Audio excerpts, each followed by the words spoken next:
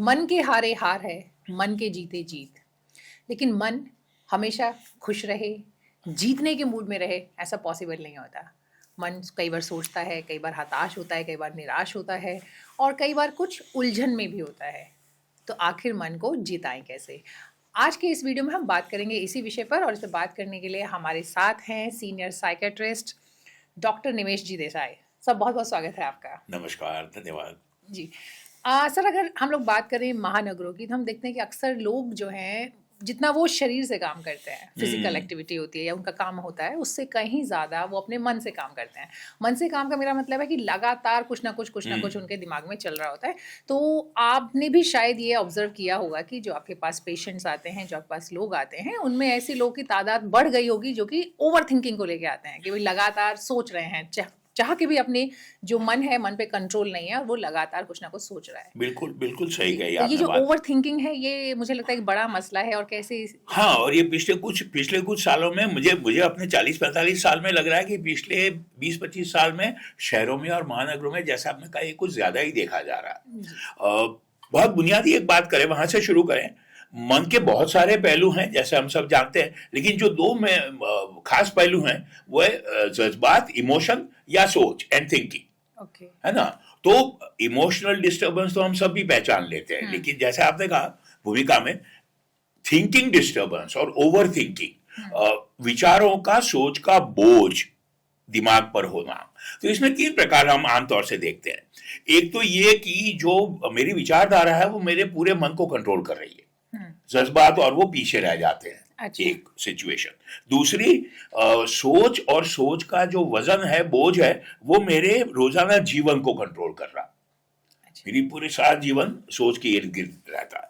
और तीसरे, जब कोई व्यक्ति ये महसूस करे कि मेरी सोच मेरे कंट्रोल में नहीं रह रही है, आउट ऑफ कंट्रोल जा रही है, तो ये तीनों जो है, ये अलग अलग स्थिति है। हमारे डॉक्टरी रूप में इसके डायग्नोसिस और निदान अलग अलग कंडीशंस में होंगे। लेकिन एक और पहलू मायने रखता है, और वो ये है कि सबसे पहले हम ये सोचें, अगर हमें ओवर थिंकिंग की समस्या है, तो अपने आप से ये पूछें, क्या ये मेरी फितरत का, पर्सनालिटी का हिस्सा है, मैं शुरू से ही ऐसा हूं, या नई शुरुआत है? मैं पहले ऐसा नहीं था, मुझे ये समस्या कभी नहीं हुई, लेकिन पिछले 6 महीने से, एक आध साल से, 2 साल से मुझे लग रहा है कि मेरी ओवर थिंकिंग बढ़ गई है। तो वो होगा, वो पूरी संभावना है मानसिक तकलीफ, बीमारी। अगर फितरत का, पर्सनालिटी का हिस्सा है, तो उसके लिए काउंसलिंग और थेरेपी अलग होगी, कि मुझे अपने आप को बदलना है। तो दो मोटे से पाथ बनेंगे, है ना? और डायग्नोसिस जो है वो संक्षेप में बताऊं, जिसको कहते हैं OCD, obsessive personality, obsessive compulsive disorder में ओवर थिंकिंग हो, डिप्रेशन में हो, एंजाइटी में हो, आउट ऑफ कंट्रोल जाना स्किज़ोफ्रेनिया का लक्षण हो सकता है। तो कुछ तो क्लिनिकल डायग्नोसिस हैं, जो अगर जरूरत पड़े तो साइकोलॉजिस्ट, साइकियाट्रिस्ट से संपर्क करें तो वो निदान कर सकते हैं। और अगर पर्सनालिटी का हिस्सा है, तो वो, जैसे मैंने कहा, काउंसलिंग, थेरेपी से अलग प्रकार से डील करना होगा। जी।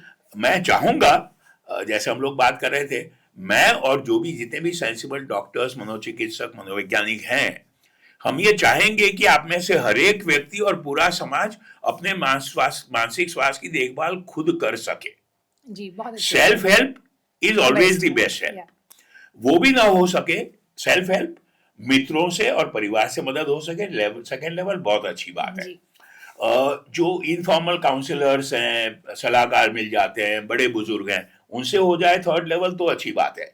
लेकिन अगर ये तीन चीज काम न करे, और खासकर ओवर थिंकिंग जैसी समस्या में, मैं सच बताऊं प्रियंका जी, आप विश्वास नहीं कर सकती, ओवर थिंकिंग का बर्डन जो है, बोझ, वो कुछ व्यक्तियों के इतना भारी रहता है कि वो लाचार, बेबस हो जाते हैं।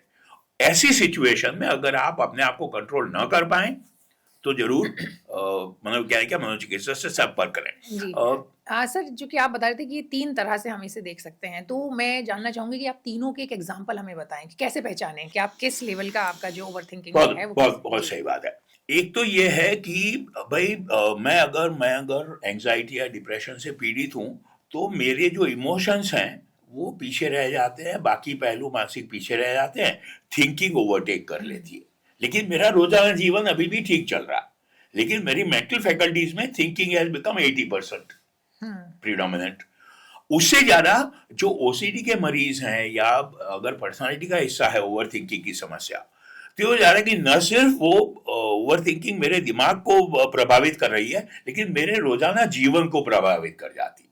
जी, वही मैं वही एग्जांपल वो जो जानना चाह वो रही जैसे जैसे है भाई, अगर मैं डिप्रेशन में हूँ और मुझे विचार आते हैं कि मैं किसी काबिल नहीं हूँ, मेरा कॉन्फिडेंस कम हो रहा है, भविष्य खराब हो रहा है, तो पूरे दिन भर जागते हुए अवस्था में मुझे वही ध्यान आता रहता है। अगर ओसीडी है, मुझे हाथ धोने की या ताला चेक करने की समस्या है, तो पूरा दिन वही आता रहता है ना। और तीसरा जो है, जैसे हमने कहा, तीसरी जो आउट ऑफ कंट्रोल हो जाए अगर थिंकिंग, तो पूरी संभावना है कि कहीं स्किज़ोफ्रेनिया या कोई गंभीर मानसिक बीमारी है। जी। सर, यहाँ पर जो मेरा सवाल है कि अगर हम लोग ओसीडी की बात करें, डिप्रेशन की बात करें, तो ये कहीं ना कहीं हमें लगता है कि ये एक मेंटल इशू है। लेकिन जब ओवर थिंकिंग की बात आती है तो उसे तो मेंटल इशू माना ही नहीं जाता। टू बी वेरी फ्रैंक, ज़्यादातर लोग आप बात करेंगे तो बोलेंगे कि यार मैं भी सोचता हूँ, मेरा दिमाग भी लगातार एक्टिव रहता है। तो अब जब कोई प्रॉब्लम इस लेवल पे है कि जिसे प्रॉब्लम नहीं कह सकते, जब एक नॉर्मल सोचते हैं वो, और ओवर थिंकिंग जब एक प्रॉब्लम बन जाए, तो इन दोनों कैसे डिफरेंशिएट करें? करीब करीब पूरे मनोविज्ञान और मनोचिकित्सा के क्षेत्र में जो बुनियादी उसूल है वो ये है भाई, नॉर्मल और एबनॉर्मल को कैसे फर्क करेंगे, इंक्लूडिंग ओवर थिंकिंग। अगर मुझे वो ज्यादा ओवर थिंकिंग या भावुकता या कोई भी लक्षण, कब मैं इसको एबनॉर्मल समझूं? राइट। अगर अगर उसकी क्वांटिटी बहुत ज्यादा हो जाती है, जैसे हमने कहा बोझ, सब्जेक्टिवली बर्डन फील हो, या आपको उससे डिस्ट्रेस हो रही है, बहुत परेशानी हो रही है, अपने आप को संभाल नहीं पा रहे हो आप, या आपके रोजाना जीवन में, घर काम में, प्रोफेशनल में, कामकाज में मुश्किल हो रही है, या लोग आपसे परेशान हो रहे हैं आपकी उस आदत से। तो प्रॉब्लम कहाँ पे आती है कि जब हमें लगता है कि नॉर्मल की सोचते सब लोग हैं और लगातार, चूंकि आजकल ऐसा माहौल हो गया है कि कुछ ना कुछ चल रहा है दिमाग में, लेकिन वो प्रॉब्लम हो जाए, खासकर जब आप सोने जाते हैं तो आप देखते हैं कि आप चाह के भी सो नहीं पा रहे हैं, या सो रहे हैं तो आपको अधूरी नींद है, मतलब आप बहुत ही कच्ची नींद सोते हैं, लगता है कि तब भी आंख खुलती तो कुछ ना कुछ आपके दिमाग में चल रहा है। तो ये मैं जानना चाहती हूँ कि कब ओवर थिंकिंग हम कैसे पहचाने? कि अभी वो तो आपने बताया कि 3 कैटेगरीज हैं, ठीक है? हाँ, 3 कैटेगरीज है और 3 प्रमाण है। अगर आप खुद परेशान हो, दूसरे लोग आपसे परेशान हो, या आपका रोजाना जीवन उससे प्रभावित हो रहा, कोई भी, और इसका हमारी जो फोकस की एबिलिटी है उस पर, या फिर आपकी मेमोरी, इन दोनों चीजों पर भी इसका एक और बात कह लें, एक और बात कर लें भाई, अगर मुझे महसूस, जैसे आप कह रहे हो, अगर मुझे लगता है कि मेरे विचार कुछ ज्यादा प्रभावशाली हो रहे हैं, ओवर थिंकिंग हो रही है, तो मैं क्या क्या करूं? एग्जैक्टली, क्या कर सकता बिल्कुल यही जानना चाहते हैं कि पहले आप पहचाने और फिर उसके बाद आप उसका सॉल्यूशन ढूंढें। जैसे हमने कहा, self help is always good. आपको अगर हमारी या किसी डॉक्टर की जरूरत ना पड़े तो बहुत अच्छी बात है, आने में झिझक नहीं करनी चाहिए, इलाज में झिझक नहीं करनी है, लेकिन खुद मदद कर सके तो बहुत अच्छी बात है। सबसे पहले जो अगेन हमारी संस्कृति में आसान है, हर कल्चर में कहा गया है, लेकिन हमारी संस्कृति में हिंदी में कहिए मिट्टी डालो, या पंजाबी में कहिए मिट्टी पाओ, ये तो बहुत बढ़िया है, ठीक है, फॉरगेट इट। युवा वर्ग के लिए, कि आज की जो पीढ़ी है उनके लिए कहें, Sheldon Cooper, learn to drop it, है ना, leave it, forget it, छोड़ दो। अच्छा, ना हो सके तो अपने मन को डाइवर्ट करिए। हाँ, जैसे आप कह रहे हैं भाई, and there digital media is not always bad. Some digital media can be useful to divert your attention, या अगर हो साथी या पार्टनर, फैमिली मेंबर, तो बातचीत करिए, कुछ न्यूट्रल मुद्दे पे बात करिए। So try and divert or externalize your mind. Hobbies is not a bad idea at all. Third, अगर कर सकें, पॉजिटिव या बर्डनसम थिंकिंग से न्यूट्रल पर आए। अब ये कैसे आए वो मुश्किल है। हमारे बहुत सारे क्लाइंट और मरीज ये पूछते हैं कि डॉक्टर साहब, कहता तो ठीक है थिंकिंग पॉजिटिव से नेगेटिव, लेकिन कैसे करें? जी जी, है ना। यहाँ इतना कहना बनता है कि नेगेटिव थिंकिंग डिप्रेशन का एक बहुत बड़ा हिस्सा माना गया और अब कारण माना गया। पिछले 20-30 साल में हमारे विज्ञान में भी बदलाव आया है कि जैसे मैं बार बार कह रहा हूं, जज्बात और इमोशंस एक कंपोनेंट है, थिंकिंग दूसरा कंपोनेंट है। दोनों का प्रमाण ठीक बना रहे और समन्वय बना रहे। मेरे जज्बात, मेरे इमोशंस और मेरी थिंकिंग सही प्रपोर्शन में हो और बैलेंस में हो। तो अगर नेगेटिव थिंकिंग ज्यादा हो रही है तो डिप्रेशन का कारण वो बन सकता है। उसके लिए शायद हमें अलग बात करना पड़ेगी, क्योंकि एक बहुत बड़ा विज्ञान उभर रहा है, बिल्कुल, उस पे थोड़ा आराम से बात थिंकिंग पैटर्न्स पे। जी, लेकिन हाँ, एक बार फिर रिपीट कर दें, divert, externalise, drop it if you can, forget it, मिट्टी पाओ, हो सके तो नेगेटिव से पॉजिटिव करिए, और फिर भी अगर ना कर पाए तो मनोवैज्ञानिक या मनोचिकित्सक से सलाह करने में कोई झिझक नहीं होनी चाहिए, कोई शर्मिंदगी नहीं है। जी, बिल्कुल, लेकिन इससे पहले ही मुझे लगता है कुछ और चीज़ें शायद की जा हम्म, सकती हैं, जैसे कि आजकल बड़ा सब लोग मानते हैं कि मेडिटेशन का बहुत बड़ा रोल है।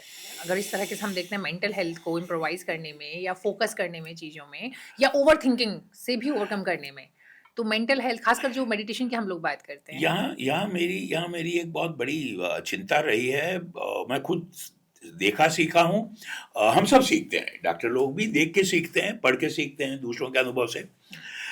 मैं बहुत गंभीरता से कहना चाहता हूँ कि अगर किसी भी समाज में भारतवर्ष और भारतीय समाज का लोहा विश्व समाज ने मान लिया है योग और मेडिटेशन के बारे में, बहुत अच्छी बात है। जी, लेकिन ये गलती हम ना करें, खासकर ऐसे व्यक्ति जिनको ओवर थिंकिंग की समस्या हो, कि योग या मेडिटेशन से वो ठीक हो जाएगा। बल्कि अच्छा। खतरा है। खतरा ये है कि अगर अगर मैं डिप्रेशन का मरीज हूँ, हुँ, अगर ओसीडी है, हुँ, राइट, या स्किज़ोफ्रेनिया में मेरे विचार कंट्रोल से बाहर है, तो meditation will not only not work, it may do harm. अच्छा, तो वो कैसे? काम नहीं करेगी। अब मैं उदाहरण देता हूँ। अगर मैं बायोलॉजिकल कारण से डिप्रेशन की बीमारी का शिकार हूँ, तो मुझे उन बायोकेमिकल चेंजेस के कारण ऑलरेडी नेगेटिव विचार आ रहे हैं। मेडिटेशन इसेंशियली कॉन्सेंट्रेट, तो वो तो जो आपके वही थॉट्स विचार हैं। और बढ़ता रहेगा। ओके। ओसीडी का जो मरीज है उसको नुकसान हो सकता है। तो हुँ, मेरी हिदायत और रिक्वेस्ट ये है आपके जरिए और सबसे, कि मेडि देखिए, योग के भी दो हिस्से हैं ना मोटे तौर पे। एक आसन और मेडिटेशन एक या दूसरी टेक्निक हो, and physical exercises, right. Right. हुँ, तो फिजिकल एक्सरसाइजेस जरूर करिए जितनी परमिट करे आपकी हेल्थ और आपके डॉक्टरी सलाह। लेकिन मेडिटेशन में थोड़ी सावधानी बरतिए। आमतौर पे सभी व्यक्तियों को मेडिटेशन से फायदा हो सकता है, ये सही बात है। कुछ मसले ऐसे हो सकते हैं जिसमें शायद नुकसान बढ़ जाए। तो अच्छा। अगर आपको मेडिटेशन करने के ऐसा लगे कि आपकी ओवर थिंकिंग ज्यादा हो रही है, हुँ, तो सावधान हो जाइए, सलाह करिए। ये पेनेसिया जिसको कहते हैं ना अंग्रेजी में, रामबाण इलाज नहीं है। Okay. Meditation is not Panacea for anything and everything. Hmm. It's very good, helpful for most people. तो ऐसे कह सकते हैं कि जब आपके पास हेल्थ का कोई मेजर इशू नहीं है, मेंटल हेल्थ की बात अगर हम हाँ, बात सो करें, कॉल्ड सो तो कॉल्ड नॉर्मल पीपल। हाँ, सो मतलब called so called normal exactly. Abnormal क्या है, लेकिन जो नॉर्मल है, अगर कोई परेशानी नहीं है तो जरूर करिए। हुँ, पॉजिटिव हेल्थ करिए, प्रमोशन ऑफ हेल्थ लेकिन करिए। अगर वो प्रॉब्लम आपकी बढ़ गई है, हाँ, ओसीडी तो या फिर आपका सावधान होकर सलाह डिप्रेशन, त करिए। तब आप सीधा ये नहीं, लेकिन फिर भी कहीं न कहीं जो अभी रिसर्च है, एम्स में भी रिसर्च की गई, बाहर इंटरनेशनल लेवल पे भी की गई, तो उसमें ये चीज़ें तो आती हैं कि मेडिटेशन करने से आपकी मेंटल हेल्थ बेटर होती है। मेरी अग मेरी जी, वही फिक्र है, सॉरी, जी, मेरी वही फिक्र है। अनफॉर्चुनेटली शायद थोड़ी ओवर सेल्समैनशिप हो रही है, ओके, वैज्ञानिक रूप से भी और वैचारिक रूप से। अच्छा, रिसर्च जो हुई है, जिसको हम प्रोजेक्ट करते हैं, बात करते हैं, बहुत अच्छी बात है। लेकिन हर चीज जीवन में, कोई भी चीज हमेशा के लिए बेहतर है ऐसा तो है नहीं। हुँ, खाना भी, नमक चीनी कुछ भी ज्यादा होगा तो मुश्किल होगी। तो हमें हमें सच बताएं, मेरे मेरे विचार में, हमें और आप कैसे हमारे मीडिया साथी और हम लोग कोशिश ये करें कि जनता तक ये बात पहुंचाएं। जैसे हमने कहा, एक बार फिर कहें, मेडिटेशन, ध्यान केंद्रित करके अपने आप को बेहतर करना बहुत अच्छी बात है, हो सके तो जरूर करिए। लेकिन सावधान रहिए, कुछ सिचुएशंस में वो नुकसान कर सकती है। तो ओके, बैलेंस्ड अप्रोच मेरी निजी राय में थोड़ा मिसिंग है पब्लिक डिस्कोर्स में, यू नो। ओके, तो मैं आपके माध्यम से ये अपने श्रोताओं तक, दर्शकों तक पहुंचाना चाहूंगा कि जस्ट बी केयरफुल। रामबाण इलाज नहीं है। ओके, ठीक है, सपोर्टिव हो सकता है साथ में। सपोर्टिव भी हो सकता नहीं, जैसे हमने कहा, एक बार फिर कहा, सो कॉल्ड नॉर्मल जो है हुँ, हम लोग, हुँ, हम सब में पॉजिटिव हेल्थ के लिए बहुत अच्छी बात है मेडिटेशन टेक्निक। जी, लेकिन अगर कोई बीमारी है, कोई तकलीफ है, और जैसे आपने कहा, अगर वो तकलीफ या वो सिम्टम, मैंने हफ्ता मेडिटेशन कोशिश की, हुँ, या तो मेरा ध्यान केंद्रित नहीं हो रहा है, या मेरी थिंकिंग उससे बढ़ रही है, बढ़ रही है। तो मैं वो अलर्ट सिग्नल समझ लूं, ये जरूरी तो है। बेसिकली 4 पॉइंट हमें अभी तक समझ में आते हैं। सबसे पहले तो आप देखें आपकी प्रॉब्लम है, पहले तो ये जज करें। ऐसा नहीं है कि सबने कहा तो भई मुझे भी हो गई, वरना ये होना चाहिए कि आप है और आप उसको नज़रअंदाज कर करेक्ट। रहे हैं। तो पहले तो आप उसको चेक करें। दूसरा, आप अगर उस मोमेंट आपको लगता है कि आप बहुत ज़्यादा ओवरथिंक करते हैं, तो आपको कहीं न कहीं अपने आप थॉट्स को डाइवर्ट करना है। मान लीजिए आप किसी भी हॉबी में अपने आप को और लगा खुद सकते हैं, कोशिश आप करें खुद कि से उसको कोशिश कंट्रोल कर सकें। जी, जी। दूसरा चीज़ एक एक यहाँ पे एक फिर फ्लैग करूं, ये समझें, या मेरी फितरत है हुँ, या नई चीज है, हुँ, क्योंकि दोनों में अप्रोच बिल्कुल अलग हो जाएगा। हुँ, अगर मेरी पर्सनालिटी में ओवर तब थिंकिंग तो है फिर तो अप्रोच अलग है, हम्म, अगर एक आध साल से नई चीज हो रही है तो अप्रोच अलग है, राइट, आपका भी और डॉक्टर का भी, ठीक है। है ना। 2 चीज़ें हो गई हैं और तीसरी चीज़ आपने बताई कि वो जो अपना चेक करेंगे, जो आप बता रहे हैं अभी। और इसके अलावा अगर कुछ और चीज़ हम कर सकते हैं ओवरथिंकिंग को अपने से, जो आप खुद ही करेंगे मैं सेल्फ मैं ऑब्जर्वेंस हेल्प। अगर अगर हमारे दर्शक थोड़ा इंटरेस्टेड हों, अगेन फिलोसॉफिकल लेवल पे मानव जाति की दिशा की सोच में अगर बात करें, तो पिछले 30-40 साल में जज्बात की जगह थिंकिंग आ गई है। हुँ, ब्रेन के जो दो हिस्से हैं सेरिब्रम के, right lobe and left lobe, right lobe is more for emotion intuition, left lobe is more for logic intellect thinking. तो बहुत सारे साइकियाट्रिस्ट ने कहा है, मैं कोई बहुत बुनियादी नई बात नहीं कह रहा हूं, लेकिन एक बार फिर अपने दर्शकों को बता दें, ये जो हम जहां से हमने शुरुआत करी थी, शहरों में और महानगरों में क्यों ओवर थिंकिंग ज्यादा दिख रही है, क्योंकि मानव जाति का जो बैलेंस है वो एक तरफ जा रहा है, पेंडुलम स्विंग कर रहा है थिंकिंग की तरफ। हुँ, हम सब कैलकुलेटिव हो रहे हैं, हम सब सफल होना चाहते हैं, हम सब भौतिक सुविधाएं चाहते हैं। जज्बात, आई फील थोड़ा कम हो रहा है, आई थिंक ज्यादा हो रहा है। तो हुँ, व्यक्तिगत रूप से, पारिवारिक रूप में, सामूहिक रूप से या मानव जाति के लेवल पे, अगर हम लोग जैसे हमने पहले कहा वो बैलेंस थोड़ा और ठीक कर सकें, पेंडुलम लोलक जो है वो ना इस तरफ अच्छा है ना इस तरफ अच्छा है। हुँ, एक बार फिर कहूंगा, जज्बात और इमोशंस और थिंकिंग और सोच सही प्रमाण में हो और उनका बैलेंस बना रहे सिचुएशन के मुताबिक। हुँ, कुछ सिचुएशंस हैं जहां इमोशंस ज्यादा काम आएंगी। जैसे? भाई परिवार में समस्या है, हुँ, कोई परेशान है, कोई मित्र परेशान है, तो हमारा फर्ज है कि हम उनको जज्बाती रूप से सपोर्ट करेंगे, हुँ, तब thinking will be totally inappropriate. कुछ सिचुएशंस हैं जहां प्रैक्टिकल प्रॉब्लम है, मैं लेट हो रहा हूं या आर्थिक समस्या है, कुछ सामाजिक समस्या है, तो मुझे थिंकिंग अप्लाई करनी है। हुँ, तो कौन से मौके पे थॉट और कौन से मौके पे इमोशंस यूज करके अप्लाई करना है, ये थोड़ा हम सबको बैलेंस करना बेहतर होगा। जी।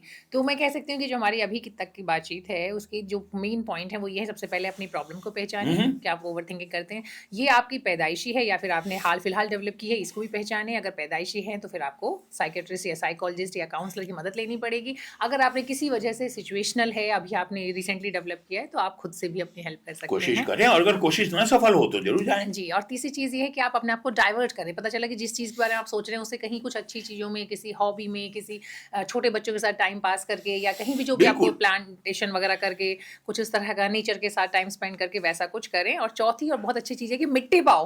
मिट्टी भैया पाओ। भैया सबसे अच्छा है कि अगर आप ये एटीट्यूड डेवलप कर लेते हैं तो शेल्डन ये कूपर। यस, ठीक है, कि उसके बाद तो फिर आपके लिए बहुत आसान है। और ये सब करने के बाद भी अगर नहीं कुछ हो पा रहा है, तो तब जो देश के जरूर जाएं। एक से एक बेहतरीन डॉक्टर्स हैं, एक्सपर्ट्स हैं, वो आपके लिए हैं। आप उन तक अप्रोच करें और अपना जो भी आपको लगता है अपनी लाइफ को बढ़िया बनाएं।